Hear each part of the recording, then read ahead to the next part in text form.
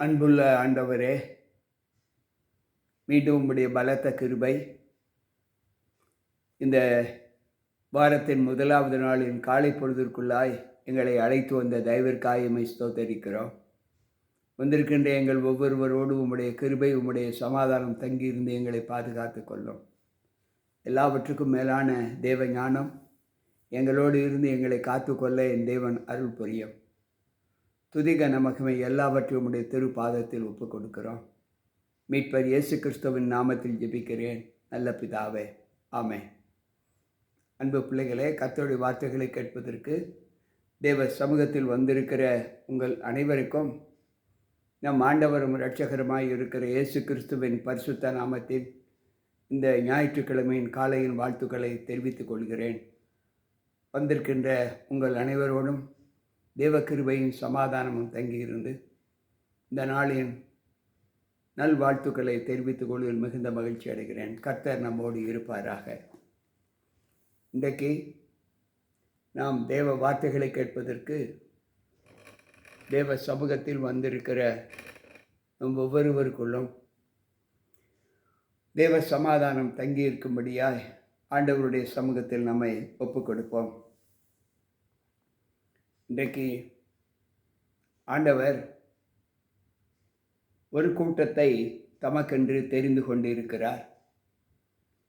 அந்த ஒரு கூட்டம் ஆண்டவரால் தெரிந்து கொள்ளப்பட்ட கூட்டம். அந்த கூட்டம் மட்டுமே பரலோகத்திற்கு செல்லும் என்று ஆண்டவர் சொல்லுகிறார். அந்த கூட்டத்திற்கு வேதாகமத்தில் சொல்லுகிற அந்த குணம் படைத்தவர்கள் யார் என்றால் மீதமானவர்கள் என்று வேதம் சொல்லுகிறது. மீதியாய் இருப்பவர்கள் என்று வேதம் சொல்லுகிறது. இந்த மீதியாய் இருப்பவர்கள் என்ன குணலட்சணங்களை பெற்றிருக்கிறார்கள்? அவர்கள் யார்? அன்பு பிள்ளைகளே, ஆண்டவர் சொல்லுகிற வார்த்தை மத்தேயு 19வது அதிகாரம் 17வது வசனத்தை வாசிப்போம் என்றால், நீ ஜீவனில் பிரவேசிக்க விரும்பினால் என் கற்பனைகளை கைக்கொள் என்று சொல்லுகிறார். கற்பனைகள் இல்லாமல் தேவனுடைய ராஜ்யத்திற்குள் யாரும் பிரவேசிக்க முடியாது என்று ஆண்டவர் சொல்லுகிறார். வெளிப்படுத்தின விசேஷம் 14:12 சொல்லுகிறது, இயேசுவின் மேல் உள்ள விசுவாசத்தையும் தேவனுடைய கற்பனைகளை காத்து கொள்ளுகிற பரிசுத்தவான்களுடைய பொறுமை இதிலே விளங்கும் என்று சொல்லுகிறார். வெளிப்படுத்தின விசேஷம் 22:14 சொல்லுகிறது, ஜீவ விருட்சத்தின் மேல் அதிகாரம் உள்ளவர்கள் ஆவதற்கும் வாசல்கள் வழியாய் நகரத்திற்குள் பிரவேசிப்பதற்கும் அவருடைய கற்பனைப்படி செய்கிறவர்களே பாக்கியவான்கள் என்று சொல்லுகிறார். இந்த 3 வசனங்களை நாம் சிந்தித்து பார்த்தால் பரலோகத்திற்கு செல்வதற்கு தகுதி பெற்றவர்கள் இந்த தேவனுடைய கற்பனைகளை கைக்கொள்ளக்கூடிய பிள்ளைகள் என்று ஆண்டவர் சொல்லுகிறார். அன்பு பிள்ளைகளே, தேவன் சில வழிமுறைகளை நம்முடைய வாழ்க்கையில் அமைத்து கொடுக்கிறார். அந்த வழிமுறைகள் நம்முடைய நல்வாழ்விற்கும் சுகவாழ்விற்கும் அச்சாரமாக காணப்பட வேண்டும். அதை கை கொண்டால் மட்டுமே நாம் தேவ சமூகத்தில் நிற்க முடியுமே தவிர வேறு எந்த சூழ்நிலையிலும் நாம் நிற்க முடியாது என்று ஆண்டவர் தெளிவாக சொல்லுகிறார். ஏசாயா தீர்க்கதரிசியின் புஸ்தகம் 10வது அதிகாரம் 21, 22 வசனங்கள் இப்படி சொல்லுகிறது, மீதியாய் இருப்பவர்கள், யாக்கோபில் மீதியாய் இருப்பவர்களே வல்லமையுள்ள தேவனிடத்தில் திரும்புவார்கள். இஸ்ரவேல் உன் ஜனங்கள் சமுத்திரத்தின் மணல தனியாய் இருந்தாலும் அவர்களில் மீதியாய் இருப்பவர்கள் திரும்புவார்கள். தீர்மானிக்கப்பட்ட அழிவு நிறைந்த நீதியோடே புரண்டு வரும் என்று சொல்லுகிறார். மீதியாய் இருப்பவர்கள் மாத்திரமே தேவனிடத்தில் திரும்புவார்கள். அந்த தீர்மானிக்கப்பட்ட அந்த அழிவு நிறைந்த நீதியோடு புரண்டு வரும் என்று சொல்லுகிறார். மேலும் 20வது வசனம் இப்படி சொல்லுகிறது, அக்காலத்திலே இஸ்ரவேலில் மீதியானவர்களும் யாக்கோபின் வம்சத்தில் தப்பினவர்களும் பின்னொருபோதும் தங்களை அடித்தவர்களை சார்ந்து கொள்ளாமல் இஸ்ரவேலின் பரிசுத்தராகிய கர்த்தரையே உண்மையாய் சார்ந்து கொள்வார்கள். இஸ்ரவேலில் மீதியானவர்களும் யாக்கோபின் வம்சத்திலே தப்பினவர்களும்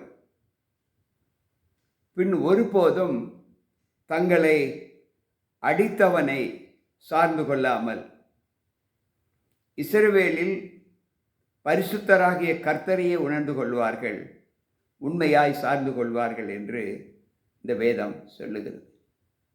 அப்படி என்றால் இந்த வசனங்களை வாசிக்கும்போது நாம் அறிந்து கொள்ளக்கூடிய ஒரு சத்தியம் என்னவென்றால், தேவ சமூகத்தில் தேவனை சார்ந்திருக்கக்கூடிய பிள்ளைகள் மீதமானவர்கள் என்று ஆண்டவர் சொல்லுகிறார். ரோமரின் புஸ்தகம் 9வது அதிகாரம் 27வது வசனத்தை நாம் வாசிக்கும்போது அங்கு ஆண்டவர் சொல்லுகிற வார்த்தை, அல்லாமலும் இஸ்ரவேல் புத்திரருடைய லக்கம் கடற்கரை மணலத்தனையாய் இருந்தாலும் மீதியாய் இருப்பவர்கள் மாத்திரம் ரட்சிக்கப்படுவார்கள் என்று சொல்லப்பட்டிருக்கிறது. அன்பு பிள்ளைகளே, இஸ்ரவேல் ஜனங்களுடைய லக்கம் கடற்கரை மணலத்தனையாய் இருந்தாலும் மீதியாய் இருப்பவர்கள் மாத்திரம் ரட்சிக்கப்படுவார்கள் என்று இங்கு ஆண்டவர் சொல்லுகிறார்.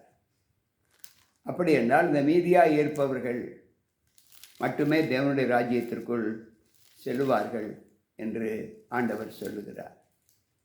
எரேமியாவின் புஸ்தகம் 50வது அதிகாரம் 26வது வசனம் சொல்லுகிறது, கடையாந்தரத்தில் இருந்து அதற்கு விரோதமாக வந்து அதன் களஞ்சியங்களை மிதித்து குவியல் குவியலாக குவித்து அதில் ஒன்று மீதியாய் இராதபடிக்கு அதை முற்றிலும் அழித்து போடுங்கள் என்று சொல்லுகிறார்.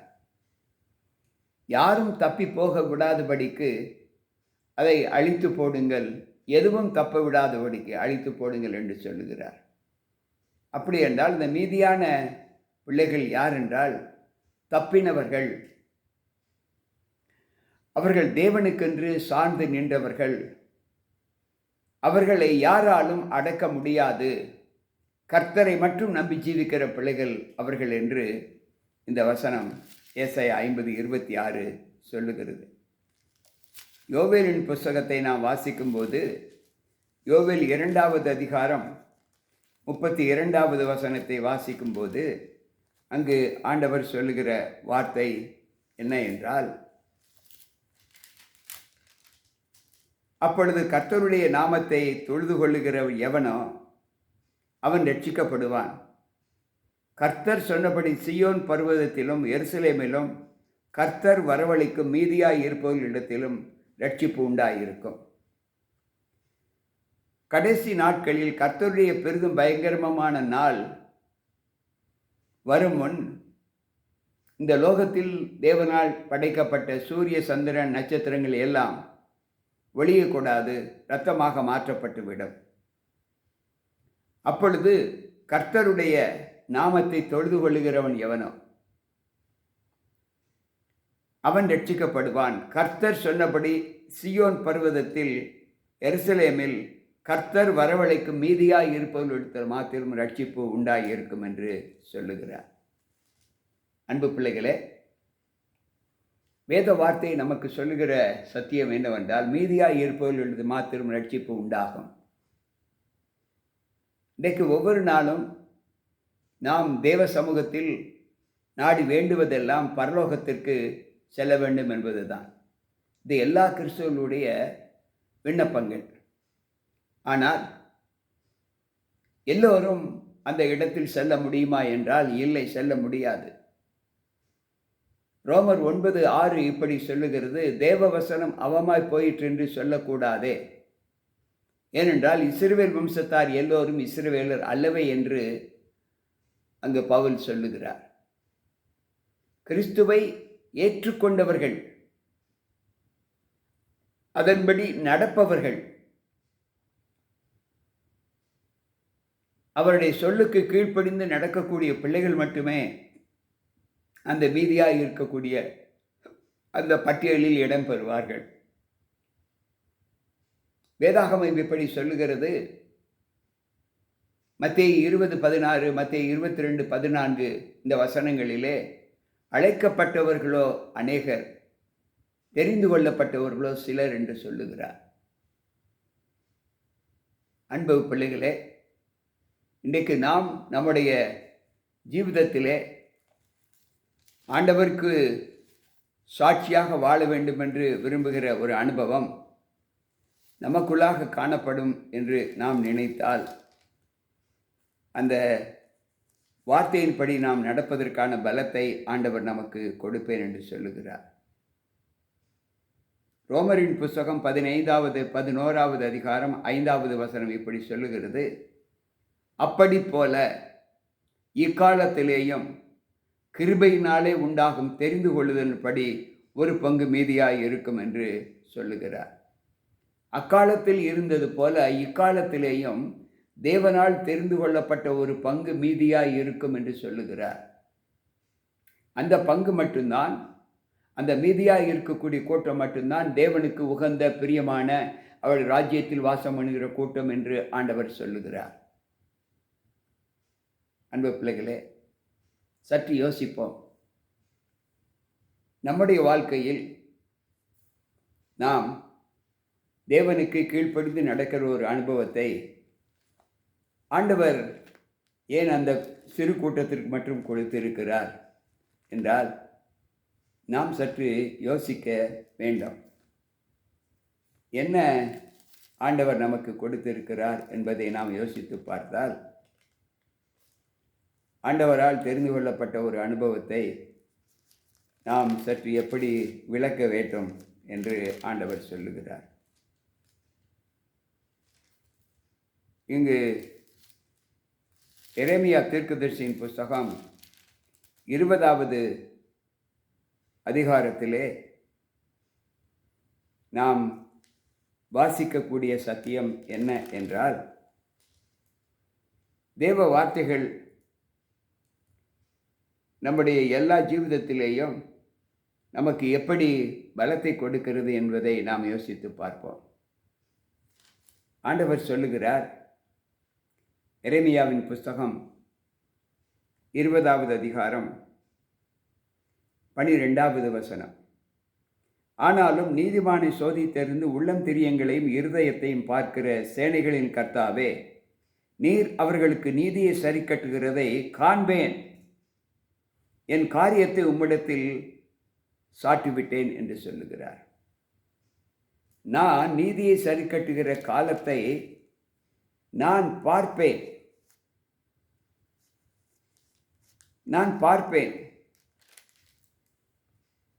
அவர்களின் ஜீவிதத்திலே அவர்களுக்கு உண்டான அந்த வாழ்க்கையின் அனுகூலங்களை நான் காண்பேன் என்று சொல்லுகிறார்.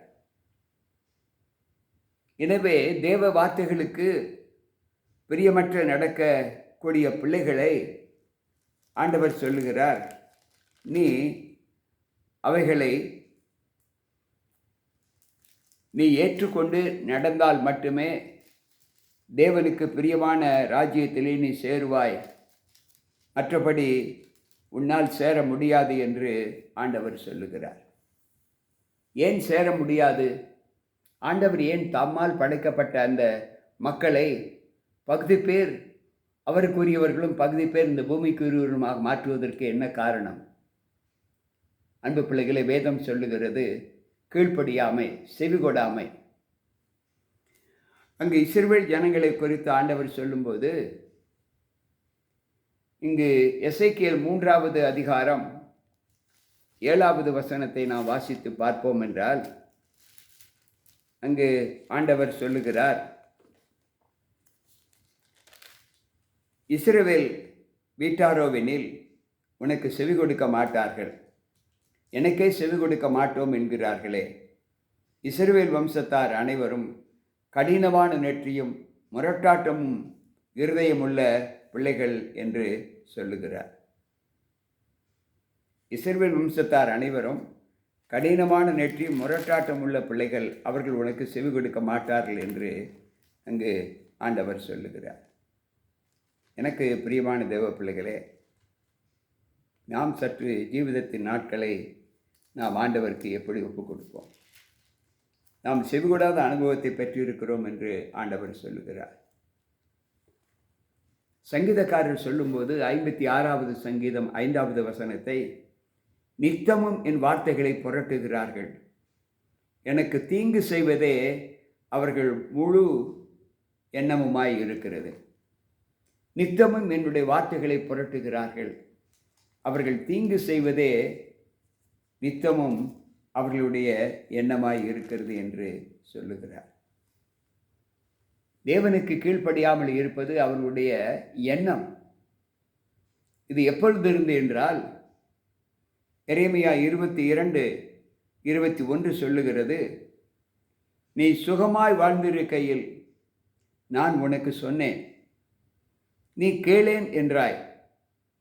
உன் சிறுவயது முதல் நீ என் சத்தத்தை கேளாமற் போகிறதே உன் பழக்கம் என்று சொல்லுகிறார். நீ சுகமாய் இருக்கும்போது நான் உனக்கு சொன்னேன், நீ அதை கேட்க மாட்டேன் என்று சொன்னாய். நீ இப்பொழுது மாத்திரமல்ல, நீ சிறுபிள்ளையாய் இருக்கும்போதே என்னுடைய வசனத்தை கேட்காமல் இருப்பது உன்னுடைய பழக்கம் என்று ஆண்டவர் சொல்லுகிறார்.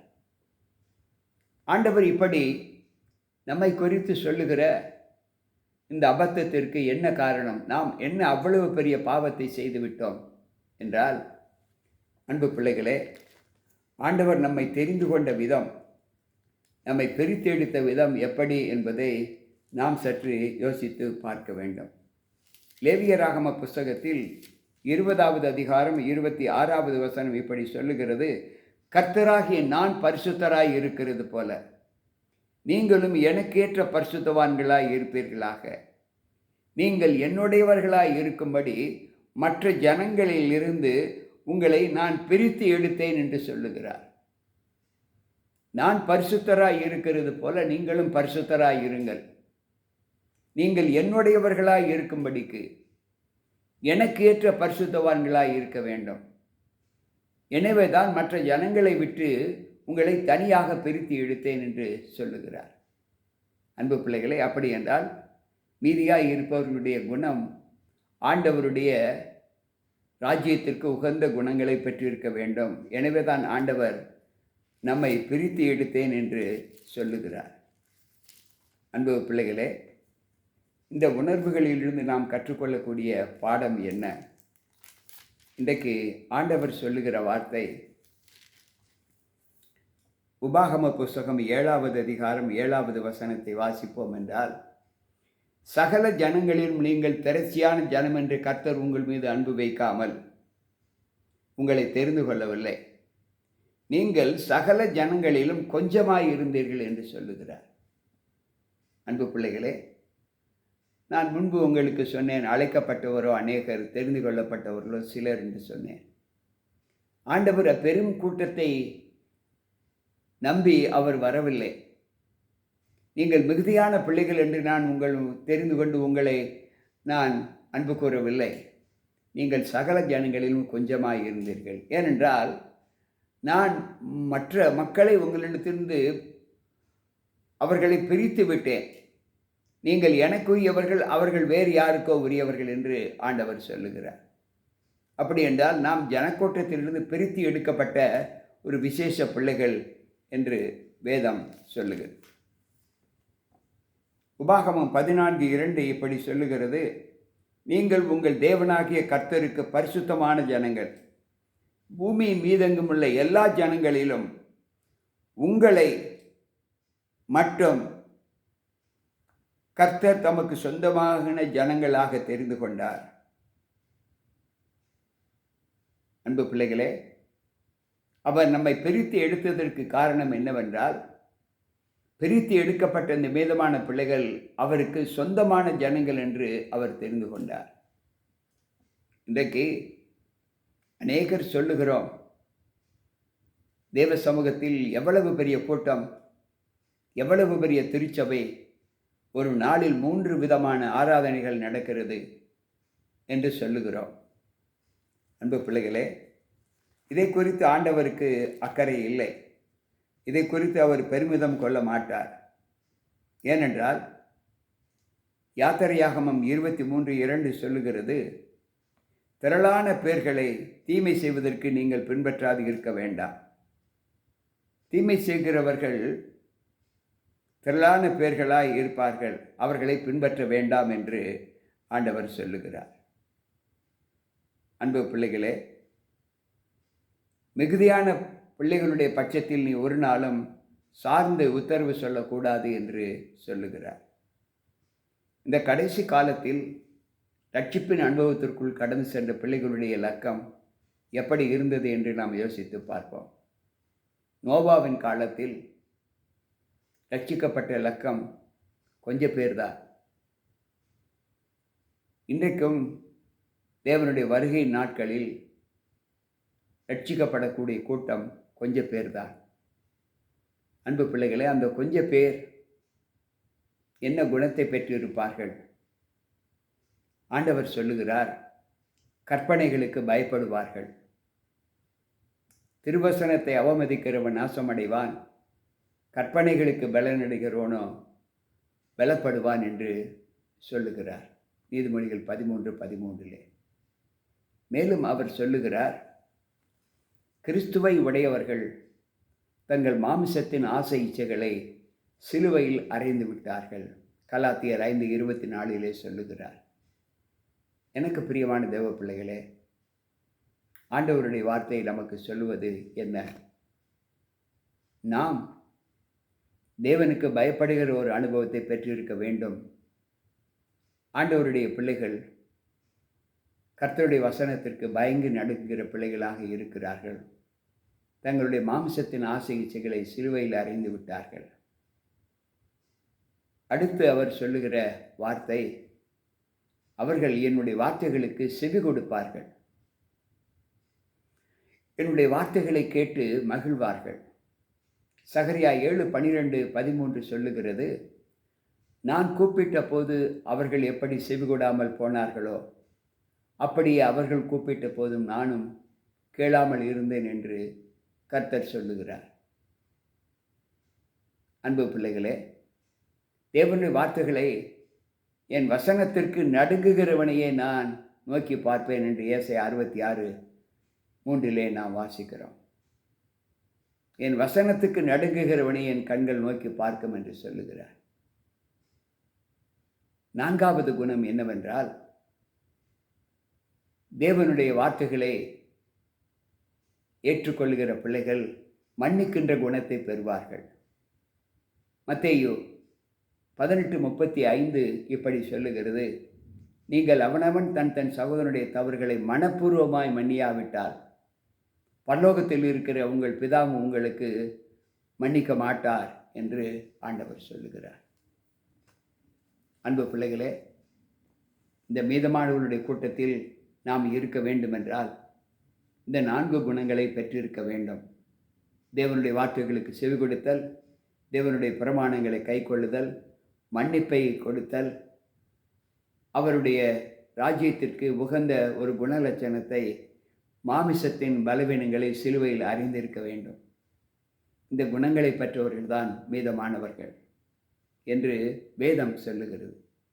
கேட்டுக்கொண்டிருக்கிற அன்பான தேவ பிள்ளைகளே, இன்றைக்கு அந்த மீதமானவருடைய பட்டியலிலே நாம் இருக்க வேண்டும் என்று விரும்பினார் இந்த 4 குணங்களில் நாம் தேறினவர்களாய் காணப்பட்டு தேவனுக்கு உகந்த ஒரு அனுபவத்தை பெற்றுக்கொள்ள கர்த்தர் நம்மை பலப்படுத்த வேண்டும் என்று சொல்லி ஆண்டவருடைய சமூகத்தில் நாம் ஜெபிப்போம்.